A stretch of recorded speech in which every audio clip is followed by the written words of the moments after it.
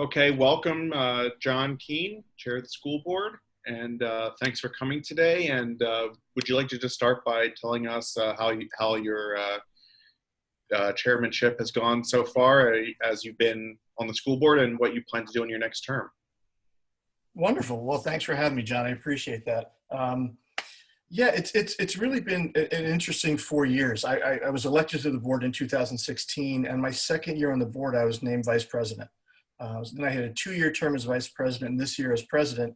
So I'm not sure if it's strange to have 3 years in leadership on my first term, but I look back on where we started with our priorities, and if we tie everything to the Pedro Noguera report in 2016 and look at the actions we've taken in the past 4 years, I look back on 4 years of strong leadership. I look back on K-12 social justice framework. I look back on a graduation requirement for American cultures, ethnic studies. I look back on PBL expanding in our sites and the PBL pathway. I look back on restorative justice, changing climate and culture. I look back on an expansion of early education, which is really where the opportunity and achievement gap starts. $9 million in budget cuts over the past 2 years, $22 million in savings on bond payments for taxpayers in Santa Monica. On top of that, we've raised wages for workers. We have eliminated an unfair healthcare, two-tier healthcare plan for our employees. And we're finally talking about workforce and affordable housing. So I look back on those 4 years as a really positive steps on where we're trying to be. My next 4 years won't change the achievement gap. We will not stop it in 4 years, but we're going to continue making progress and create good outcomes for our students. Great, thanks so much. I wanted to ask you your definition of social justice, especially as it pertains to the curriculum and how it should be taught in the school. That's a really interesting question in terms of how we define it. In terms of curriculum, I refer to social justice as meaning everybody can see themselves reflected in the curriculum being presented, that it's not being presented from, as a white male, I will say it from a white male point of view. If I wrote the history books, therefore I define history. Social justice means reaching people where they are, not bending them to where we expect them to be. It means not judging a student when they walk through the room. Every student has potential, whether they have a learning disability, a speech disability. Social justice means we want the same outcomes for all our people, all our students. We want to create that opportunity. And a lot of it comes down to how we treat and support students, especially our marginalized students.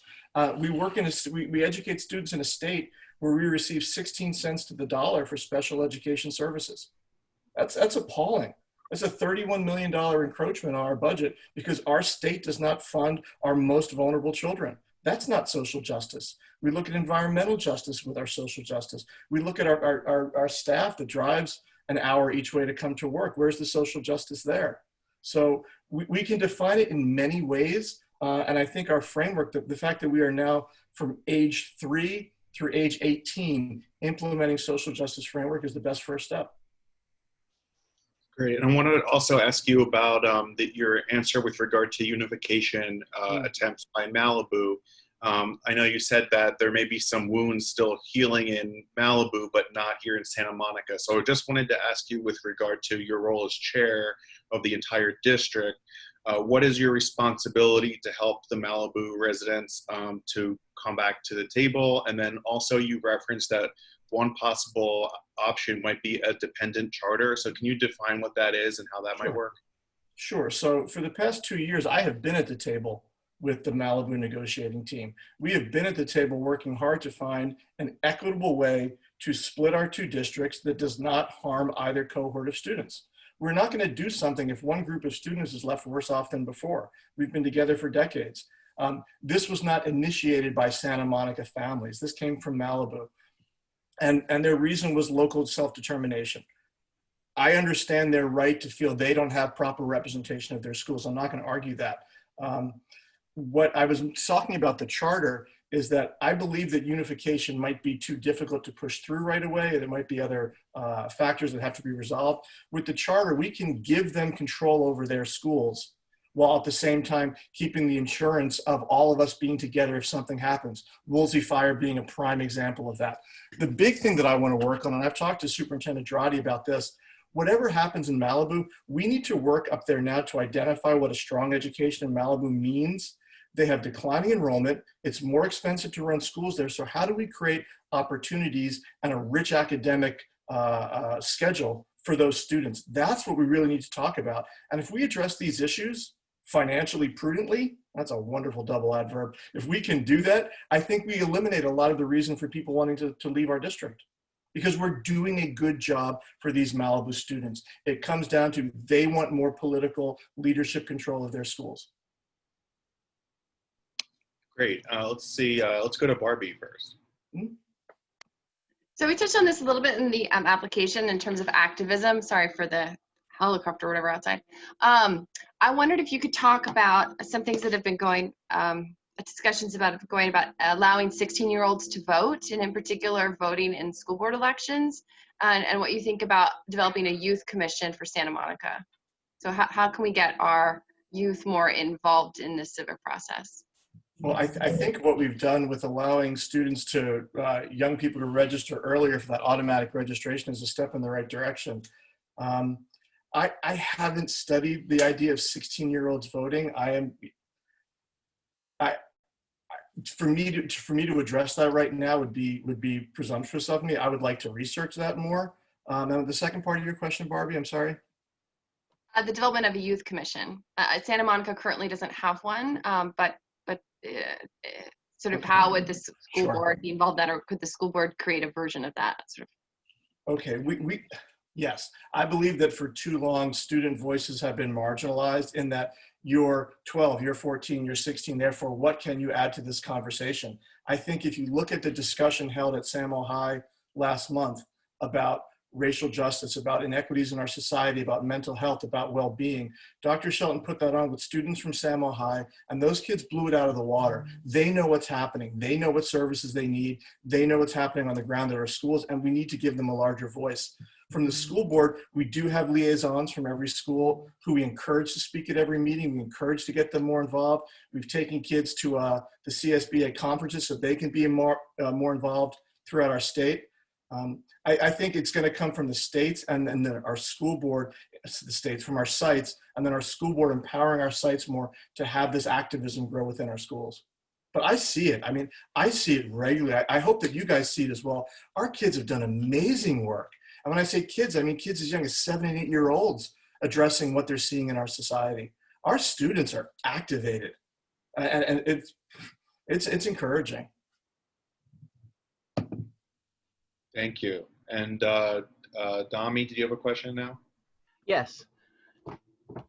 Hello, Mr. Kean, how are you? Full disclosure, I've been a 20-year volunteer for Santa Monica schools, and my wife has been a PTA president and is on council. So the question I have is, this is a situation that's really current right now. There's a lot of issues, of course, about the school system, you know, we can ask, but really with the COVID situation and just dealing with the issues. And I'm going to ask it in a very comparative way because I've been teaching at Santa Monica College and at other universities. So I have, you know, a view of other places. It seems like Santa Monica Malibu has really struggled with being prepared for the situation. And we've actually had some time now to deal with it. And I know this is a really, you know, difficult issue, but it just seems like it is struggling. I mean, I have to say, I mean, I've been preparing for USC and Santa Monica College all summer, and we're doing actually fairly well. And so I just wanted to ask your, you know, thoughts and point of view. Yeah, Doc, sorry. Look, I do not, anybody who wants to give me their opinion and back it up with why they're giving me that opinion, I am open to that conversation. I hear you. I would like things to always be better than they are. I'm going to gently push back on we've struggled. I think we identified the crisis a day before LAUSD did in March. We closed down the day before them because we saw the writing on the wall. Our teachers have been activated over the summer working on creating better distance learning platforms. We announced in June or July that we knew we had to strengthen distance learning then. And that was our priority because we knew that even if we opened schools, we probably would be in a distance format at some point. So we've had teachers that traveled, that studied, that went back to their sites as teacher leaders. We created teacher learning groups that took the voices of all schools together to work with principals to create to create our guidelines and expectations. We've created strong guidelines and expectations that I think surpass most of what I've seen anywhere else in the state. We have our schools ready. We've been working on getting our PPE, doing the work we need to do. We've been examining what we can do with bond expenditures. It looks like we can put in better HVAC, better air systems, which is going to be something to benefit our students all along. We gave our teachers and staff 2 extra days to prepare, so they would be ready for when they came in on day one. One second, I don't want to interrupt, but I do want to bring it, as this is a parent too. I mean, Sure. there's a lot of this stuff, and I'm aware, I'm involved. So, you know, a lot of this stuff has been happening very recently. It's still been debating. Whereas a lot of the other schools, this was figured out a long time. I mean, like, we knew this situation was coming. We knew this in June. I mean, there's a certain point just to make a decision, like, okay, we need to go. Or at least be fully prepared for remote learning, as opposed to debating how much we're going to have hybrid in how versus, you know, full, you know, remote learning. You know, I'm just, you know, and I know it's a difficult issue, but I don't want to hear just kind of like, oh, you know, we've been doing it, because I mean, it has been a struggle. Again, I'm gonna gently ask, and I wish we could have this conversation. In fact, if you'd like, we can talk offline about this, because I think it's a deeper conversation than that. Teachers work 10 months a year. So we had teachers working for no pay, preparing for distance learning. We knew in June we were strengthening distance. We were doing that. We announced that. Look, I agree with you. Communication can always be better. I think our district needs to proactively communicate better.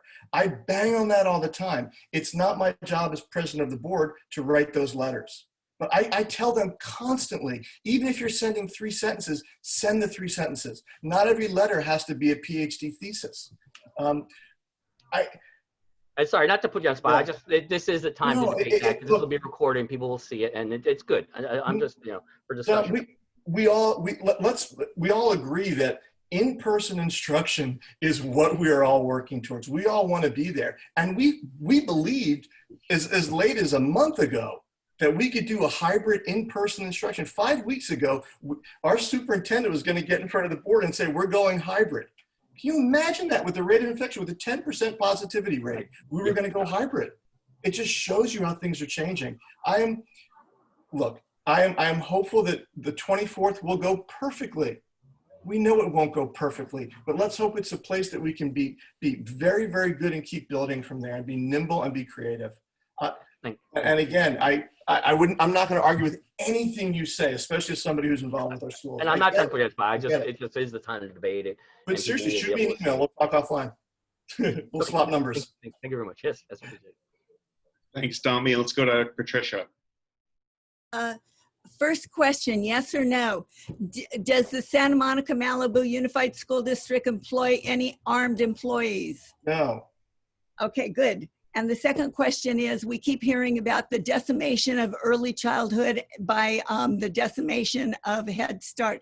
Tell me what's going on with the little kids. Oh, thank you so much for that question, Patricia, because it goes back to everybody is entitled to their own opinion. Everybody is not entitled to their own set of facts. 2 plus years ago, as part of our early education DAC, Dr. Susan Samar's pals came to me and was talking about the amount of work on Head Start and the lack of impact we were having with our Head Start program. And I naively said, if we could get you a little bit of money every year, could we leave Head Start and better serve the students in our district? She said yes. Our goal was bringing more children of the working poor who did not qualify for Head Start support. In our first year, we brought 18 new families into early education. Those are 18 kids where we're addressing the achievement gap before it got too late, before kindergarten. If we had stayed in Head Start a year and a half ago, Head Start would have defunded us. And if they didn't defund us a year and a half ago, they would have defunded us this year, because we don't have the population in Santa Monica, Malibu to accommodate Head Start anymore. We were proactive, we created better services, we expanded services, and we made better services for other kids who are in those programs now. The biggest problem we have, it's a $10 million program. $6 million of that program comes from fee-based tuition. When we don't have in-person classes, it's up to our fee-based tuition payers if they want to attend. If we were to keep running our early education right now at our own cost, $6 million a year cut to our budget. We are not funded for early education by the state. So $1 million comes from the district, $3 million comes from state subsidy. The other $6 million to run a full program comes from tuitions.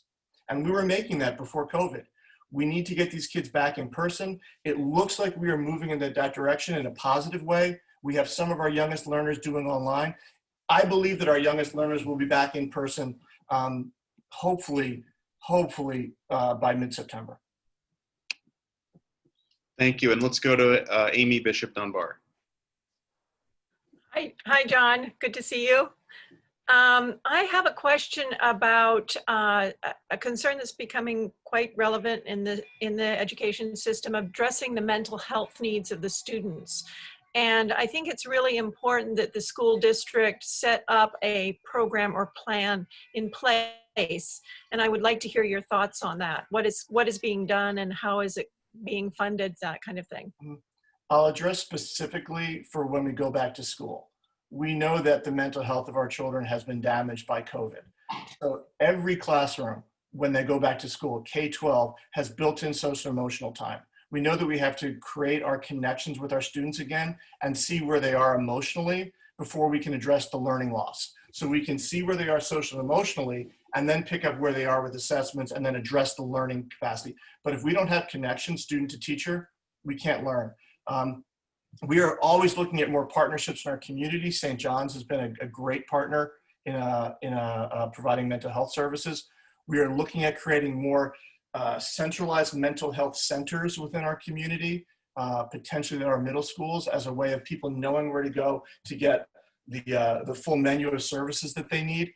The biggest thing we need to do as we identify all these wonderful programs that we have is how are we going to support kids?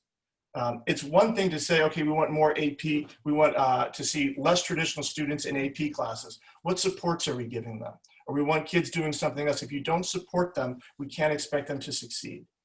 And then the last part, making sure parents know how to get those supports. We just put out a 30-page guide to distance learning with links to every support you will need. We're working with the city to do childcare, child supervision. This is, like we always say, the leading expert in COVID-19 has been doing this job for 8 months. We're all trying to do this as quickly as possible for the benefit of the students. Poor Derek has had his hand up this entire time and no one's calling on him. Let's go with Derek. Go ahead, Derek. I know, it's weird, right? Strange, huh? I was wondering your thoughts on creating a class, a semester-long class on the United States Constitution, and making that a requirement for graduation. Just your thoughts. I think we've had a real dramatic gap in civics education. And this is something that we talked about as a board last year at length, about the role that we can bring civics back into it, understanding how government works, understanding our rights. We didn't get very far with it this year. It was one of those situations where it was a priority, but not one of the core priorities. I agree that that's something that we need, whether it becomes a semester-long class or part of something bigger, is something to be discussed by the educators. Other people have heard me say this. I believe we need a semester-long course on the history of Santa Monica. I believe our kids have no understanding of the history of their own community. They don't know about Belmar, which they've been going to school across from for 4 years. They don't know the socio-economic impact of the 10 freeway. Talk about environmental justice. They don't know about redlining and deed restriction. Our kids don't understand where they live, let alone the big area of where they live in our country. I believe we need local education and federal education as well for that. So that's something, yeah, we have been talking about civics. We need to get back to that conversation in a bigger way. Yeah, let's go to Ed. Hi, John. There seems to be an achievement gap between the whites, Asians versus the blacks and Latinos. So my question is twofold. Why does that exist? And second, what can the school do about it? It's a great question, Ed. Why does it exist? It exists because my kids grew up in a house with hundreds and hundreds of books. My kids grew up in a house with 2 parents who were college educated. My kids were born into a world where they heard language every day. The achievement gap starts at birth. It starts in neonatal. It starts with healthcare. It starts with all those issues that bring children into this world knowing they are at a disadvantage. We're starting that with early education. The fact that a family who lives in Santa Monica and makes 160% above the poverty line doesn't qualify for support. That's criminal. We're addressing that. That to me is where the real achievement gap should be addressed, age 3. And then early identification of problems. If a child needs an IEP, let's get to it early. At age 3, we should be able to identify if a child needs supports and give it to that child. So to me, the achievement gap starts at that point. Once they've gone past there, we need deeper learning in schools. We need curriculum that engages students. This is where American cultures and ethnic studies comes in. I taught a class at Chapman University called Holocaust and History and Film. It was about how we view the history of the Third Reich, but only through film, propaganda, documentary, narrative. And you blow kids' minds because they start seeing things through different ways, and you engage them on a deeper level. That's deeper learning. Project-based learning will also get us there. So find our earliest students and then bring better curriculum in with a wider curriculum, more choices in the daily schedule so kids can find something that they care about. Imagine going to school and not having one class a day that you care about. And that's tragic. That's where we fail. We need to engage deeper with our students when they're older. Thanks so much, John. Appreciate you coming by. So I haven't had a chance to do a Zoom today, so thank you for letting me get one in. Got to get at least one in a day. Thanks, everybody. Thank you so much for what you're doing.